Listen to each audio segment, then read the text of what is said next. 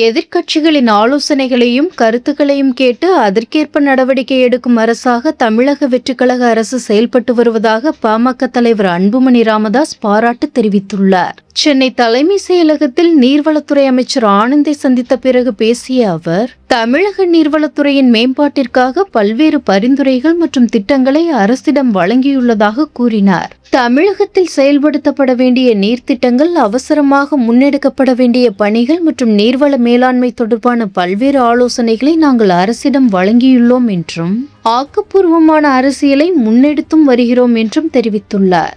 மேலும் இதனை மிகப்பெரிய மாற்றமாக கருதுகிறேன் என்றும், மேலும் கடந்த 60 ஆண்டுகளில் இல்லாத வகையில் எதிர்க்கட்சிகளையும் அழைத்து அவர்களது ஆலோசனைகள் மற்றும் யோசனைகளை கேட்டு அதற்கு நடவடிக்கை எடுக்கக்கூடிய அரசாக தமிழக வெற்றிக்கழக அரசு உள்ளது. இதற்காக அந்த அரசை பாராட்டுகிறேன் என்று அன்புமணி ராமதாஸ் தெரிவித்துள்ளார்.